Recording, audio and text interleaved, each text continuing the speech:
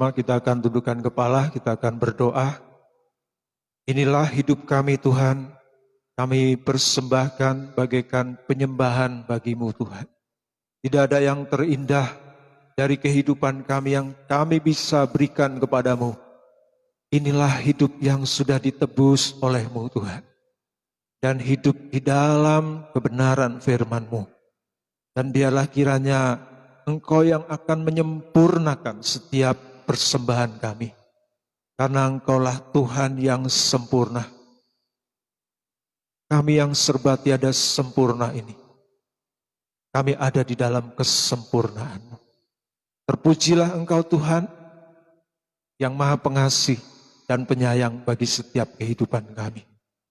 Kami akan siap sediakan hidup kami untuk kebenaran firman-Mu.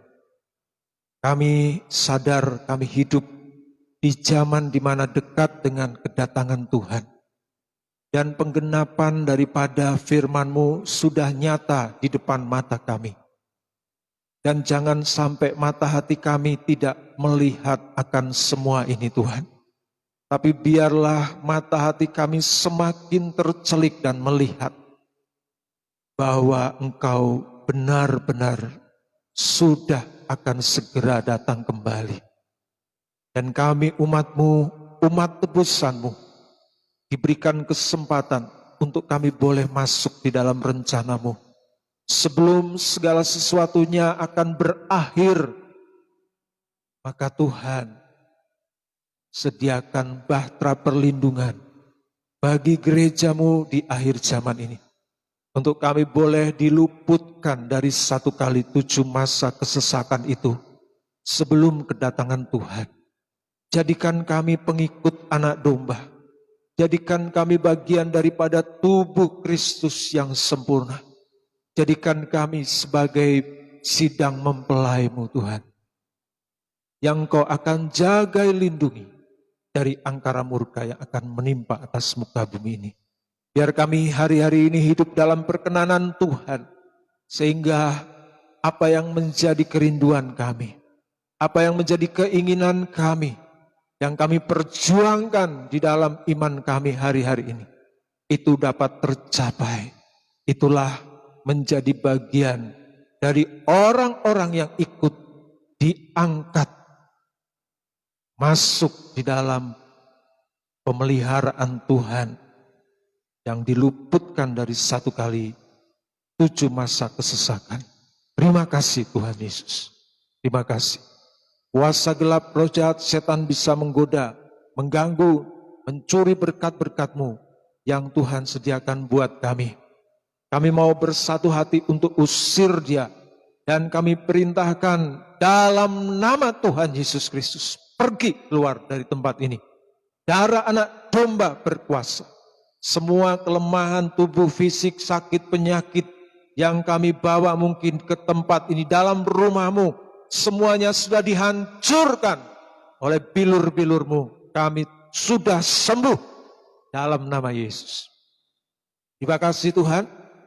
Bangun kehidupan rohani kami di dalam kebenaran firman-Mu yang terus membuat kami kuat dan kuat sampai akhir. Terima kasih Tuhan Yesus.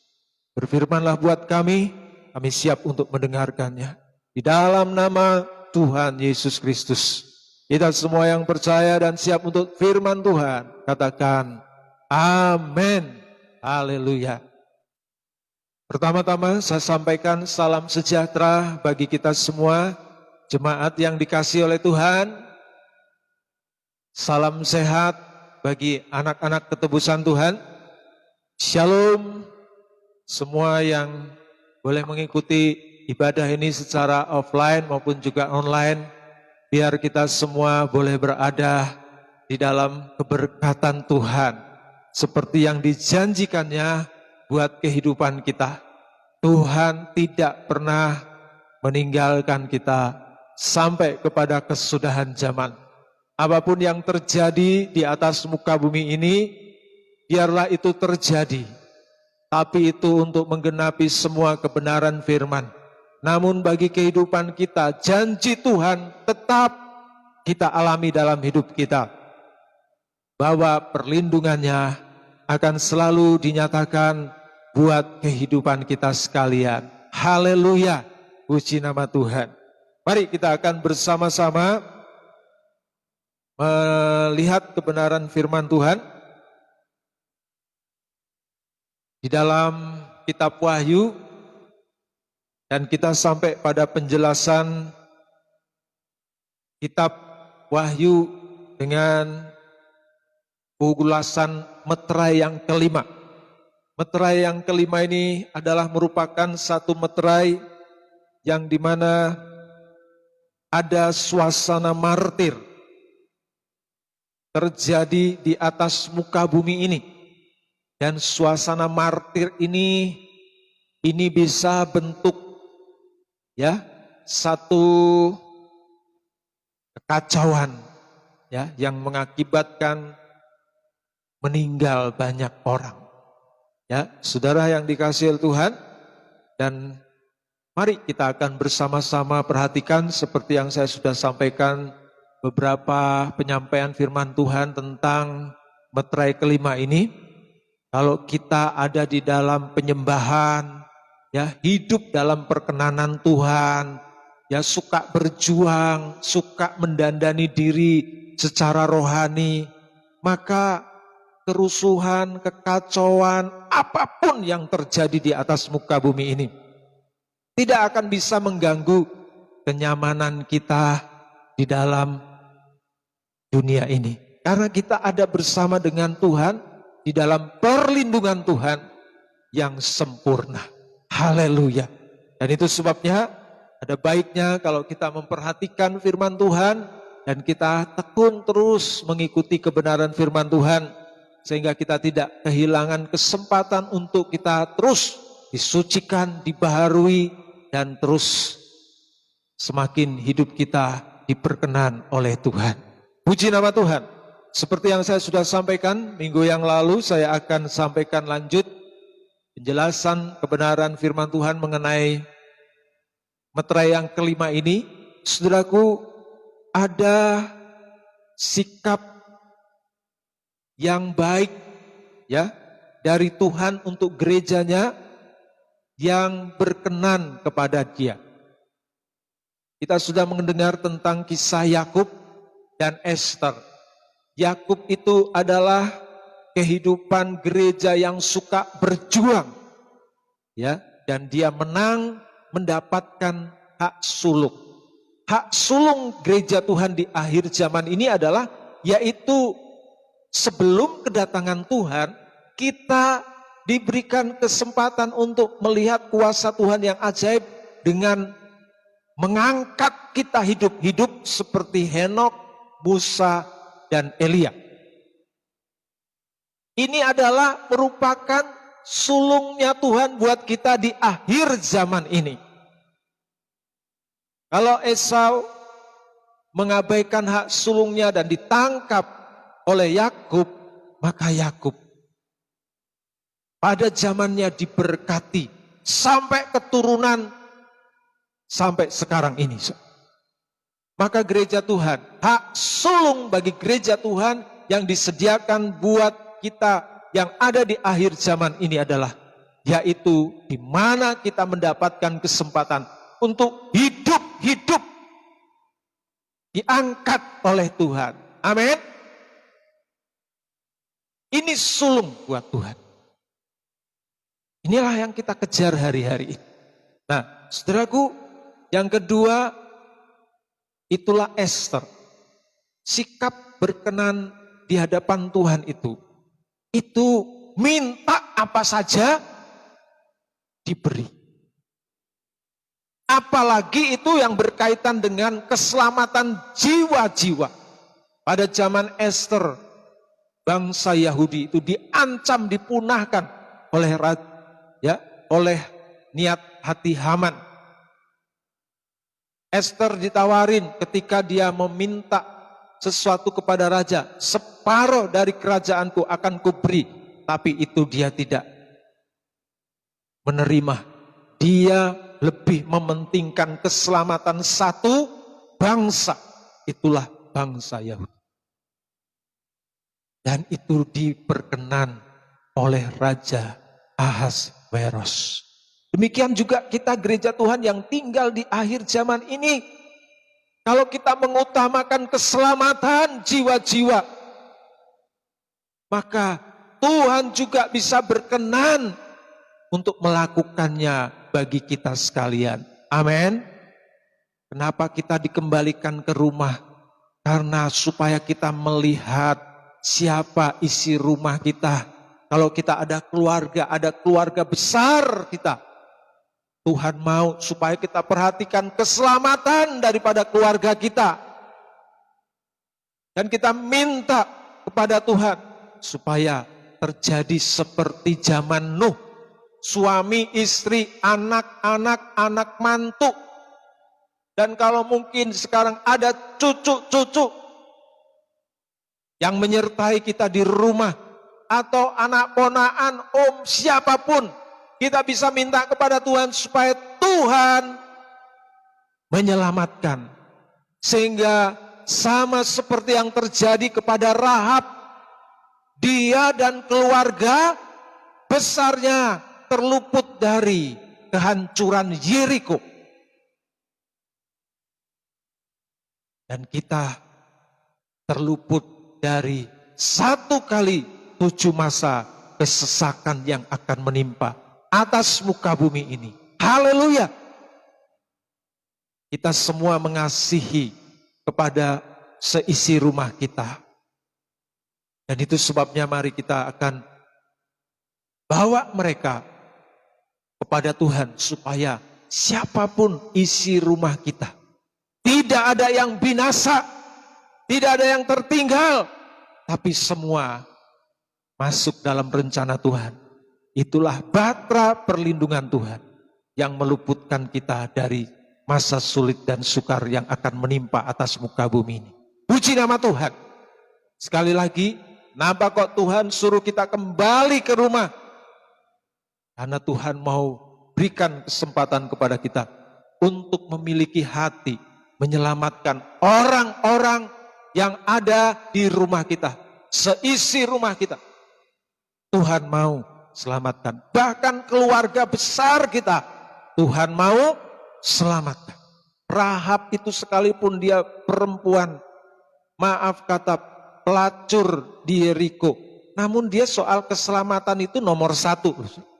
Ketika 2 pengintai itu mengatakan, kamu harus tetap di sini sebab di sini ada tanda pita merah dan tanda inilah yang akan menyelamatkan kamu.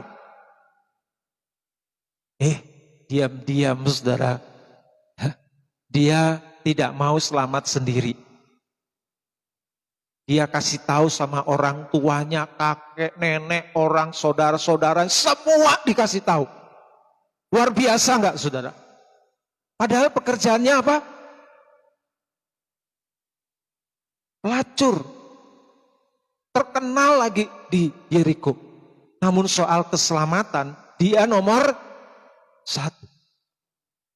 Nah, saudara jangan sampai kita tidak mengerti arti daripada cerita Rahab ini. Saudara nanti bisa baca, itu keluarga besarnya dikumpulkan semua. Dan akhirnya keluarganya itu selamat. Yeriko runtuh, dihancurkan. Tapi mereka diselamatkan oleh Tuhan. Semoga ini menjadi bagian dalam hidup kita, di dalam keluarga kita dan keluarga besar kita. Haleluya. Puji nama Tuhan. Nah, saudara, saya akan terangkan kembali mengenai Esther. Esther ini suka berdandan. Sehingga dandanannya itu membuat, saudaraku, raja itu seakan-akan tidak bisa berkutik. Sudah cantik, pinter dandan, wangi lagi saudaraku ya.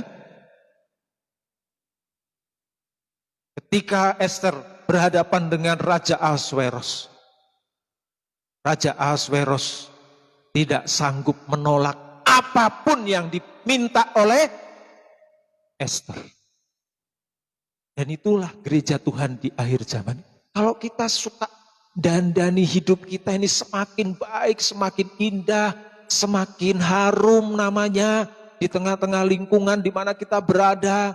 Ya, kita menjadi saksi untuk kemuliaan nama Tuhan, menjadi garam terang di tengah-tengah dunia ini, menjadi berkat bagi banyak orang.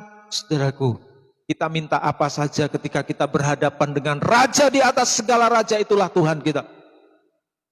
Tuhan itu enggak sanggup untuk menolak. Dia pasti akan menerima.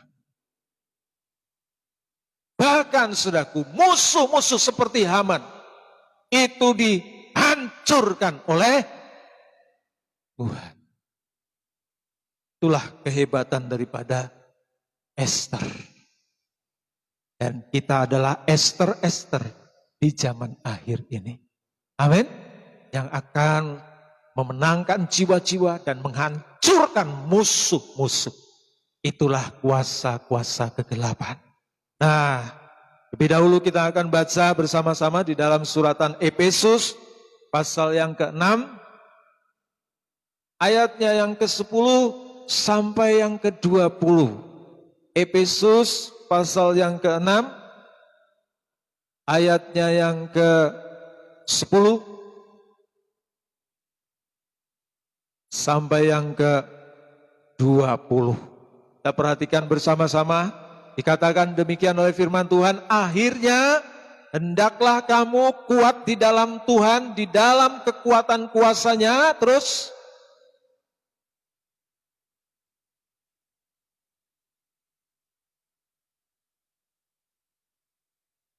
kenakanlah seluruh perlengkapan senjata Tuhan, supaya kamu dapat bertahan melawan tipu muslihat iblis. Ini lawan kita, saudaraku ya. Teruskan. Karena perjuangan kita bukanlah melawan darah dan daging, tetapi melawan pemerintah-pemerintah, melawan penguasa-penguasa, melawan penghulu-penghulu dunia yang gelap ini, melawan roh-roh jahat di udara. 13, apa dikatakan oleh firman Tuhan? Sebab itu ambillah seluruh perlengkapan senjata Tuhan, supaya kamu dapat mengadakan perlawanan pada hari yang jahat itu dan tetap berdiri sesudah kamu menyelesaikan segala sesuatu. Jadi, berdirilah tegap, berikat pinggangkan kebenaran, dan berbaju jirahkan keadilan. Kakimu berkasutkan kerelaan untuk memberitakan Injil damai sejahtera. Dalam segala keadaan pergunakanlah perisai iman, sebab dengan perisai itu kamu akan dapat memadamkan semua panah dari si jahat. Dan terimalah ketopong keselamatan dan pedang roh, yaitu firman Tuhan. Dalam segala doa dan permohonan berdoalah setiap waktu di dalam roh, dan berjaga-jagalah dalam doamu itu dengan permohonan yang tak putus-putusnya untuk segala orang-orang kudus. Juga untuk aku, supaya kepadaku, jika aku membuka mulutku, dikaruniakan perkataan yang benar, agar dengan keberanian aku memberitakan rahasia Injil yang kulayani sebagai utusan yang dipenjarakan. Berdoalah supaya dengan keberanian aku menyatakannya sebagaimana seharusnya aku berbicara. Amin. Saudara, Rasul Paulus dikatakan di sini istilahnya perlengkapan rohani. Kalau Esther berdandan, Rasul Paulus diistilahkan di sini yaitu perlengkapan rohani. Dan perlengkapan rohani ini, saudaraku, sama dengan kehidupan yang memiliki dandanan di hadapan Tuhan. Jadi, saudaraku, dengan berdandan kita sekaligus bagaikan dilengkapi dengan perlengkapan persenjataan rohani. Sehingga saudaraku, dengan perlengkapan senjata rohani yang sudah lengkap dalam hidup kita, membuat kuasa gelap pun akan tersingkir. Haleluya. Sungguh ajaib Tuhan kita itu. Amin, saudara.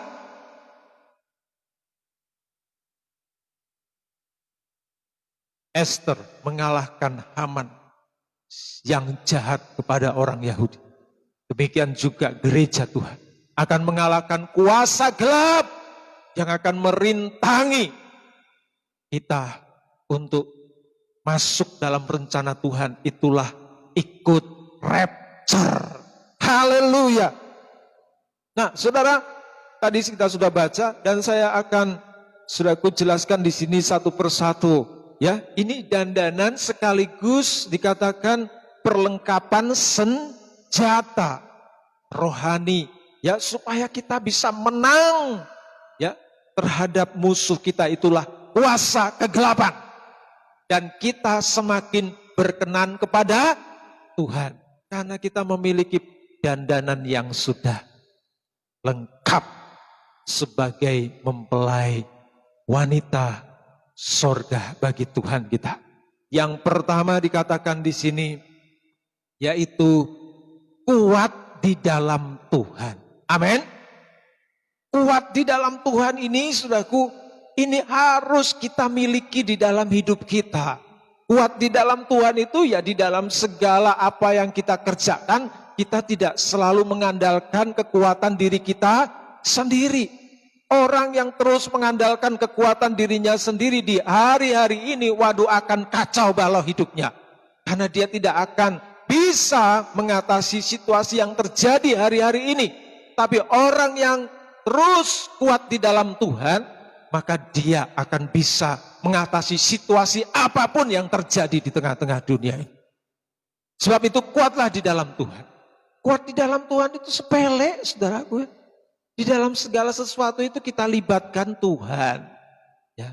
Dengan libatkan Tuhan itu, ya, maka kita harus bangun tidur, berdoa, baca firman, ya, merenungkan firman. Kalau ada kesempatan untuk kita bisa dengar firman di waktu-waktu lowong di siang hari, kita gunakan dengan baik. Orang-orang tua suka ngelilir di tengah malam, gak bisa tertidur oleh karena faktor usia. Ayo jangan buang-buang waktu dengan stel-stel yang lain. Stel sesuatu yang berkaitan dengan hidup rohani kita. Karena kita harus tetap kuat di dalam Tuhan. Saudara yang dikasihi oleh Tuhan, inilah orang-orang yang kuat di dalam Tuhan. Mau tidur, selalu ingat Tuhan. Sesudah tidur, ingat Tuhan. Itu pasti kuat. Saudara, kalau kita lihat, ya, kita ini di tengah-tengah dunia yang begitu sangat luas ini, ya, sebetulnya kita ini, ya, seperti debu. Kalau dilihat dari atas. Sehebat-hebatnya kita, ya sama, kita seperti debu. Pasir itu masih lumayan besar. Ini debu yang tidak bisa kelihatan. Jadi kita ini gak ada yang dibanggakan. Kalau kita bisa hidup, bertahan, itu oleh karena kemurahan Tuhan. Debu itu, saudaraku, jangankan angin puting beliung, ditiup saja sudah melayang. Ya tahu, saudara, itu sebabnya Daud mengatakan jarak aku dengan maut itu sebetulnya hanya selangkah saja. Kalau aku salah langkah, maka aku akan mati, maut toh. Sebabnya, saudaraku, gak ada yang kita banggakan. Saudaraku, jarak 1 kilo saja kita sudah kelihatan loh, kecil. Apalagi, saudaraku, jarak lebih jauh lagi. Sebabnya firman Tuhan ini luar biasa. Kita ini dari debu kembali ke debu. Bahasa Arabnya inna lillahi wa inna lillahi roji'un. Dari tanah debu kembali ke tanah dan debu. Itulah hidup kita. Terus kita kemaki gitu. Aduh, di hadapan Tuhan itu sebabnya saudaraku ya. Orang sombong itu paling dibenci oleh Tuhan. Ayo kuat dalam Tuhan. Bukan dengan kekuatan diri sendiri. Kita ini apa? Tidak memiliki kemampuan apa. Yang kedua, memiliki perlengkapan senjata. Nah, ini saudaraku, yang namanya dandanan rohani. Perlengkapan senjata ini sekaligus untuk mengalahkan musuh kita. Musuh kita bukan manusia, bukan darah dan daging, tapi adalah kuasa-kuasa kegelapan yang ada di udara ini. Itulah pasukan daripada Lucifer. Sekarang dia bertambah banyak pasukannya, ya, dan dia mau menggagalkan gereja Tuhan dari rencana Tuhan yang sudah disediakan di akhir zaman ini. Dibuat waktu kita sia-sia. Saudara lihat adanya anak-anak pengaruh game, adanya anak-anak muda pengaruh TikTok, ada ibu-ibu pengaruh dulu sinetron, sekarang drama Korea, drama India, apalagi drama-drama. Dan saudara tahu, itu kalau anak-anak, pemuda remaja, TikTokan itu, saudaraku, sampai drama-drama itu nontonnya itu berjam-jam loh saudara. Berjam-jam itu enggak merasa capek dan letih, lesu enggak saudara. Itu bisa semangat, bisa seger begitu saudara. Padahal yang didapat dari semuanya itu apa? Kosong. Nul putul kata orang Jawa saudara. Gak ada, hanya kesenangan sesaat saja. Kemudian karena sudah terlalu lama, berminggu, berbulan, bahkan bertahun-tahun, terobsesi dengan game, dengan TikTok, ya, kemudian dengan drama-drama, gaya-gayanya semua sudah kayak, kalau dia suka drama Korea, nanti potongan rambut.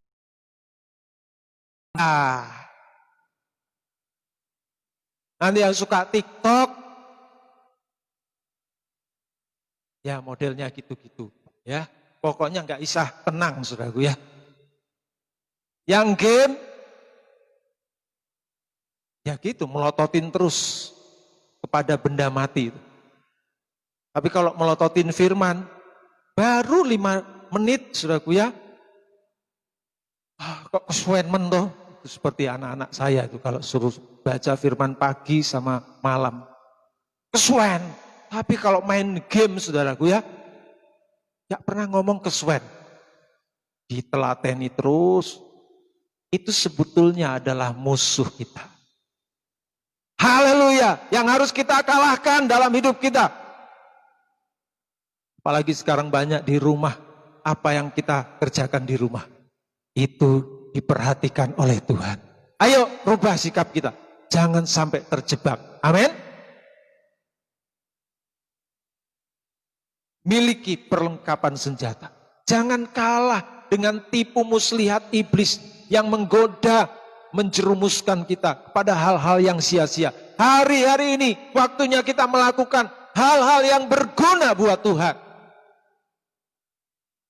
Di dalam bekerja, dalam beraktivitas, di dalam apapun, kalau kita memiliki perlengkapan rohani, hidup kita itu, apapun yang kita kerjakan, selain Tuhan buat berhasil, beruntung, juga menjadi berkat buat banyak orang. Amin. Kita enggak jadi sandungan, tapi menjadi berkat buat sebanyak-banyaknya orang. Haleluya, puji nama Tuhan. Yang ketiga, berdiri tegap. Amin, saudaraku. Berdiri tegap itu tidak goyah, saudaraku, tetapi dia tetap berdiri di atas pendiriannya. Itulah percaya kepada Tuhan. Apapun yang menggoncang kiri kanan, muka belakang, atas bawah, kita tetap berdiri tegak kalau kita tetap beriman kepada Tuhan Yesus. Jangan goyah. Ya, yang keempat, ikat pinggang kebenaran. Ikat pinggang kebenaran itu, saudaraku, dilakukan di orang-orang Yahudi itu, mengikat pinggang ketika dia hendak melakukan pekerjaan. Khususnya pekerjaan yang berat. Ya, dalam bahasa Jawanya itu namanya kendit. Ya, orang kalau sudah lilitkan ya kendit di pinggangnya, ya, yang tadi hanya bisa ngangkat 2 kilo, 10 kilo memungkinkan. Tapi kalau nggak ada ikat pinggang, jangankan 2 kilo, bungkuk begini sedikit, aduh pinggangku, boyokku. Ya, saudaraku, tapi kalau ada ikat pinggang kebenaran, maka kita akan bisa melakukan pekerjaan yang berat sekalipun. Amin. Ada pekerjaan berat hari-hari ini? Pasti ada. Golek duit angel. Haleluya. Yuk pakai ikat pinggang kebenaran. Amin. Jangan pakai ikat pinggang yang enggak benar. Ya. Pakai ikat pinggang kebenaran. Mulailah melakukan segala sesuatu diawali dengan kebenaran. Amin. Jangan melanggar. Saudara, hari-hari ini ditekankan pajak. Ayo, gak usah takut dengan pajak. Dari sekian banyak uang kita, 1 miliar hanya dipotong 2,5%. Wis ora apa-apa nggo bangun negara, ya toh?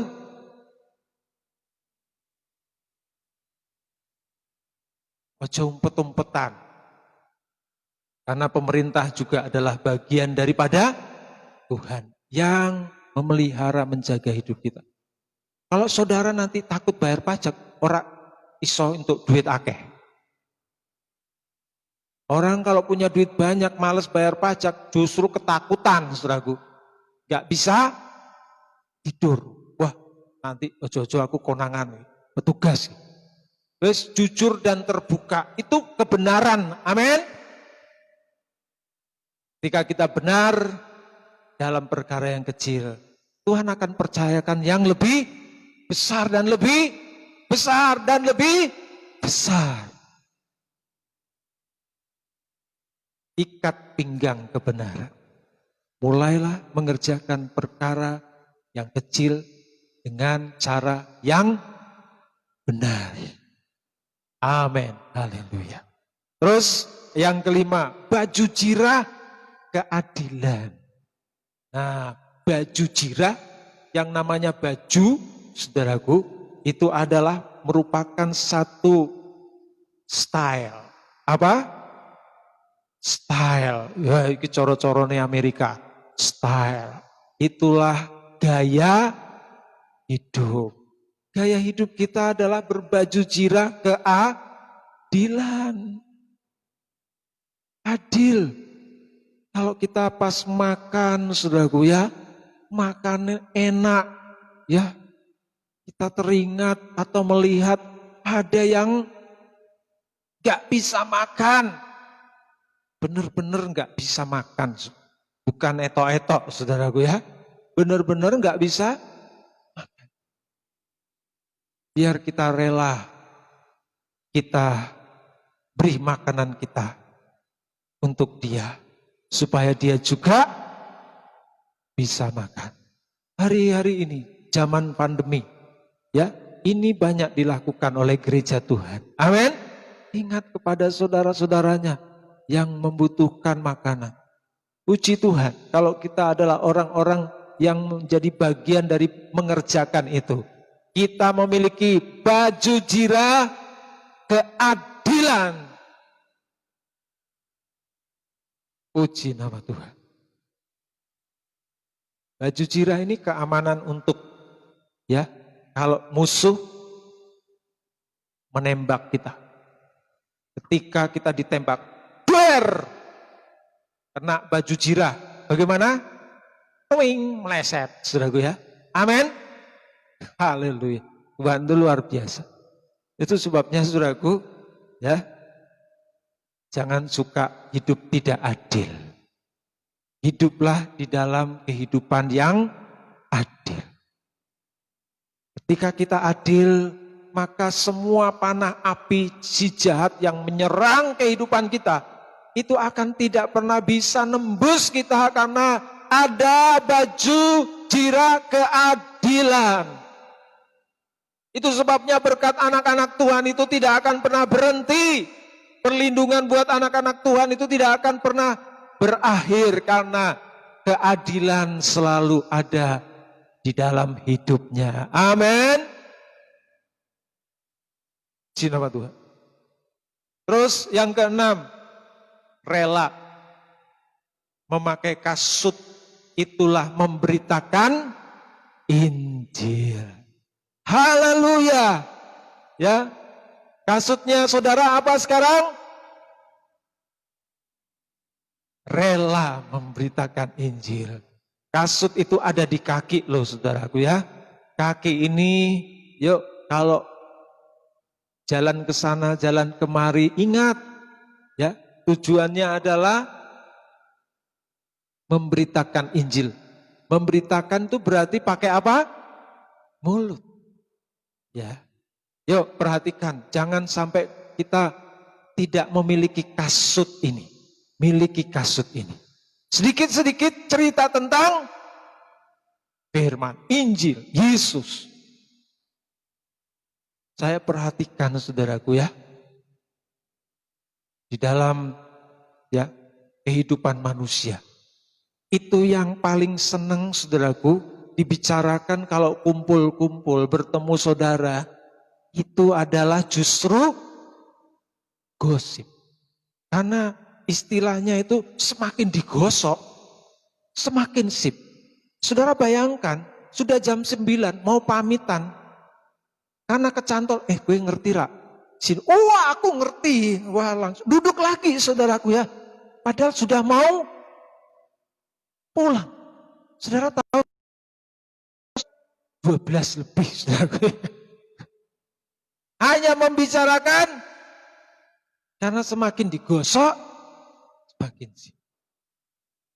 Saya perhatikan demikian. Itu sebabnya saudaraku, siapapun yang saya datangi ya, siapapun orang datang sini saudaraku ya, minggu yang lalu 2,5 jam aku ngobrol, dia itu mau minta tolong ajarin main musik, mau main ini dan segala macam carane piye ya. Dia pemain musik dari gereja lain saudara. Saya kasih pelajaran firman Tuhan saudara. Ora krasa ya. Lho iki wis jam 8 wis aku. Saudara, lebih hebat dari gosip adalah firman. Injil Kristus. Amin. Ayo kita rubah ya. Kalau kita sekarang mendengarkan firman, kasutnya harus memberitakan Injil, damai sejahtera. Amin. Jangan pakai kasut yang lain. Puji nama Tuhan. Terus dikatakan di sini yang ketujuh, perisai iman. Perisai iman ini adalah untuk menangkis. Ya. Perisai ini ada di tangan kita. Ini adalah merupakan perlengkapan senjata sekaligus dandanan kita semua. Amin. Jadi kita ini hanya bisa nangkis doang. Gak bisa yang lain. Itu sebabnya kita hanya melakukan kewajiban kita. Hak kita tidak pernah kita tuntut. Sebab haknya orang-orang yang percaya kepada Tuhan, gereja Tuhan yang ada di akhir zaman ini, itu ada di tangan, tidak di tangan satpam atau siapapun. Tapi haknya kita ada di tangan Tuhan Yesus sendiri. Sebabnya anak-anak Tuhan itu dia apa-apa no, tetap diam, puji Tuhan. Paling nangkis toh, sebatas nangkis doang. Ya toh saudaraku, perisai iman itu yaitu saudaraku. Haleluya, puji Tuhan. Tuhan sekalipun sudah aniaya, dicaci maki, puji Tuhan.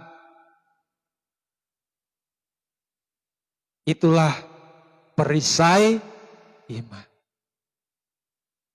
Wah, aku kepinginnya waduh, wong kuwi. Wah, kita nggak bisa saudaraku ya. Wes serahkan sama Tuhan. Itulah perisai iman. Gereja Tuhan yang hanya mengerjakan kewajiban dengan tidak menuntut hak. Tapi percayalah, hak kita itu tidak akan pernah hilang dari Tuhan. Kalau kita mengerjakan kebenaran, pasti kita akan mendapatkan pahala yang tidak ada batasnya dari Tuhan. Haleluya. Terus dikatakan yang ke-8, ketopong keselamatan. Ya, ketopong keselamatan itu adalah dipakai untuk di kepala di sini. Sudah ya, tadi pelayan-pelayan itu seperti contohnya seperti itu. Jadi untuk melindungi kepala. Di kepala ini ada apa, saudara? Ada 5 indera. Ada 5 indera. Ya, istilahnya kalau pemakai kendaraan itu pakai helm. Dijaga 5 indera ini supaya selamat. Karena ketopong ini menyelamatkan. Semua hal-hal yang inti di dalam tubuh manusia itu ada di kepala. Penggerak tubuh itu ada di kepala. Saudara, kalau saudara lagu slow, dengar lagu slow, gak mungkin saudara kemudian, gak mungkin. Saudara. Tapi pendengarannya rodok. Lagu slow ya slow lah. Kecuali nek lagu rame, ya oke, goyang-goyang. Karena dari kepala sini pengaruh ke tubuh. Kalau telinganya ini mendengar suara yang asik-asik begitu, ya, maka tubuhnya akan bergerak. Nah, karena apa? Nah, itu sebabnya 5 indera ini harus dijaga dengan baik. Dengan menggunakan ketopong keselamatan. Sebab kalau ini tidak dikasih perlindungan, nanti seluruh tubuh bisa gak selamat. Ayo berbicara yang pertama, saudaraku ya. Apa? 5. Yang pertama, mata. Ini 5 indera yang pertama. Mata ini harus dijaga. Amin. Mata ini, mata yang benar adalah mata yang selalu tertuju kepada Tuhan kita. Itulah Yesus yang menjadi majikan kita. Dialah yang ngasih bayaran buat kita. Jadi jangan lihat bayaran yang dipegang oleh majikan. Tapi pandanglah majikan kita yang pegang bayaran kita. Jangan pandang bayaran kemudian pandang majikan. Keliru. Pandanglah kepada Tuhan. Mata ini kalau memandang kepada Tuhan, maka kita akan memiliki satu prinsip. Yang penting aku kerja ning arep tuanku, ya. Wong tuanku duwe bayaran ning tangane. Pasti diwenehi. Amin. Tapi kebalik, banyak anak-anak Tuhan bukan pandang Tuhan tapi pandang duit, bayaran. Itu sebabnya ada istilah mata duitan. Oh, enggak pandang kepada Tuhan yang membayar, malah pandang duitnya. Kalau pandang kepada duitnya, kita nanti akan rekoso. Karena kita kerja untuk uang. Uang itu ternyata setelah diselidiki, saudara. Itu kalau dikejar, lari, saudaraku. Karena dia ada yang pegang. Itu sebabnya kita harus dekat kepada yang punya. Ketika kita dekat pada yang punya,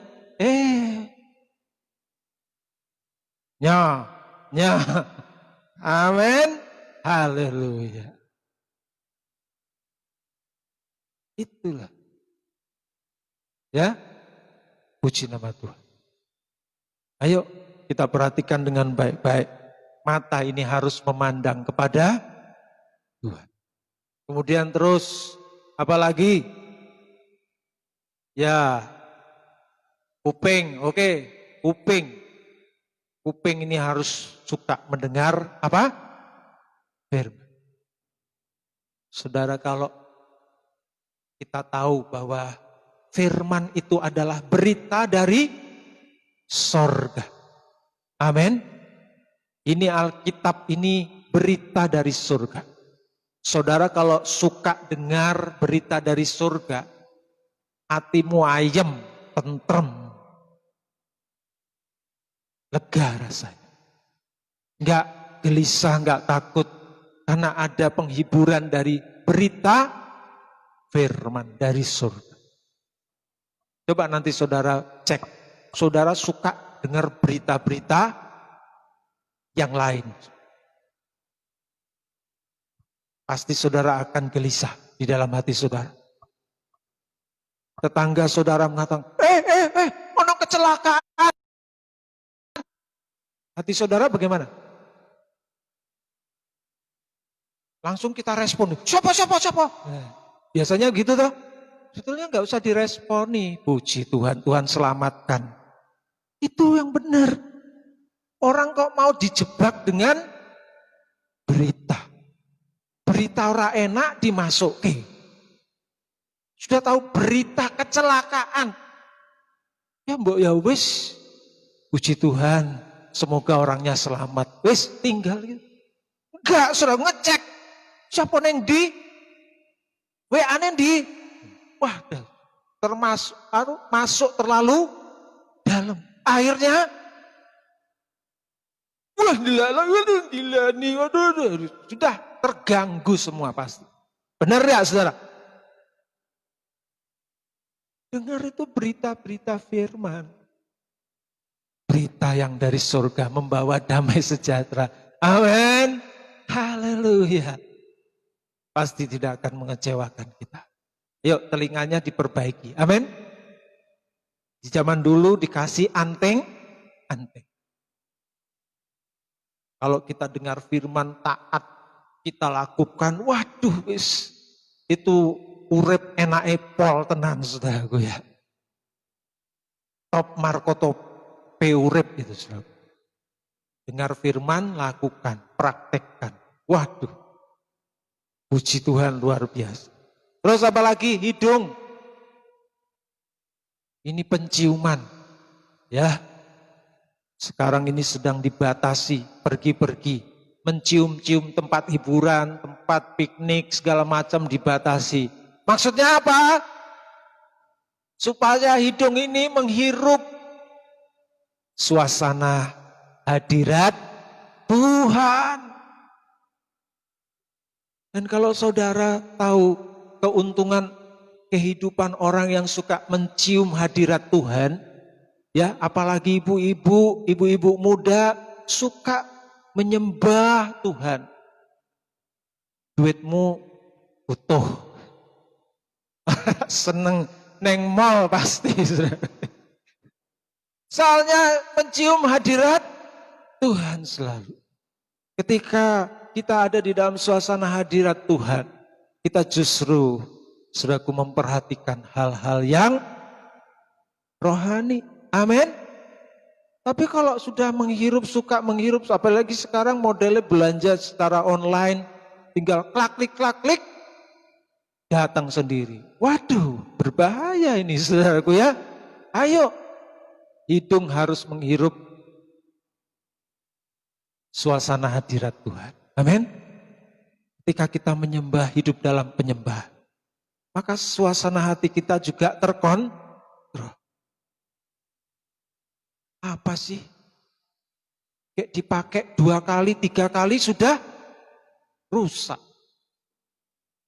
Lama-lama kita akan mengatakan, aku diperhamba iki oleh tren-tren iki. Ya toh? Apalagi sekarang sandal itu dari model kotak, lonjong, bundar, semua ada, dicobain semua saudaraku.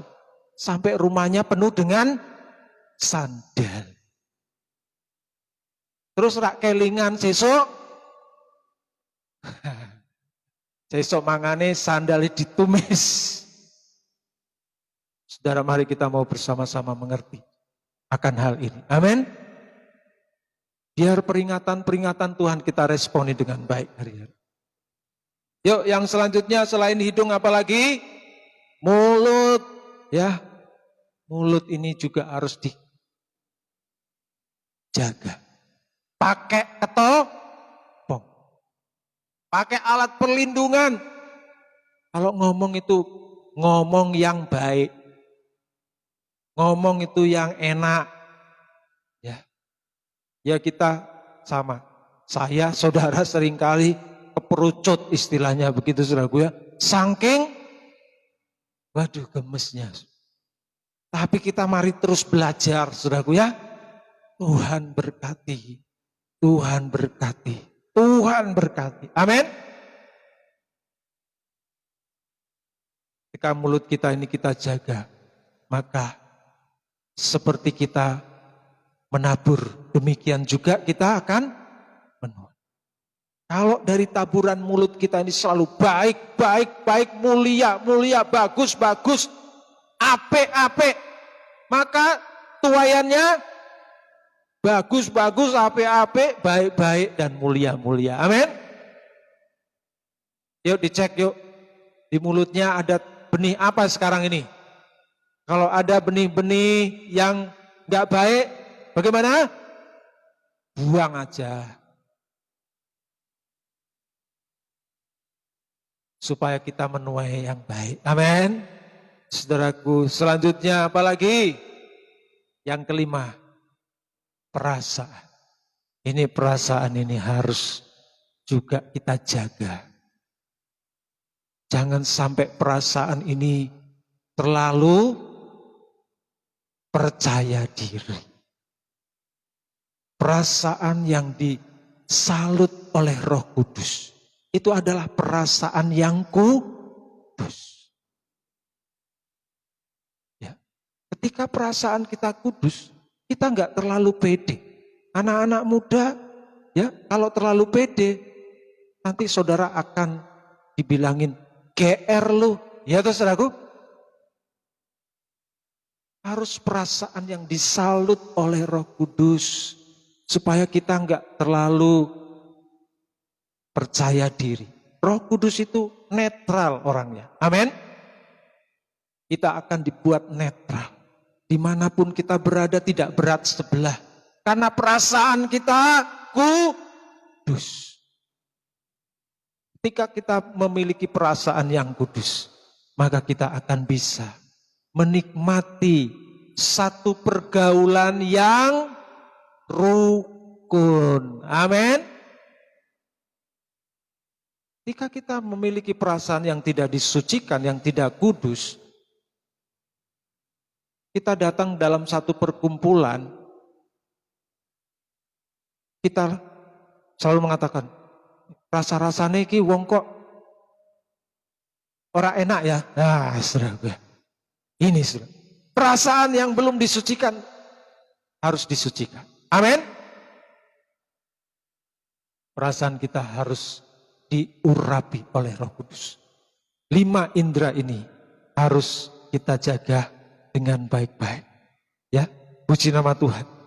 Jadi mari kita mau bersama-sama perhatikan ini di dalam kehidupan kita, supaya jangan sampai kita tidak pernah berdandan. 2 lagi saudaraku ya, kita selesai. Ya, 9 itu pedang roh.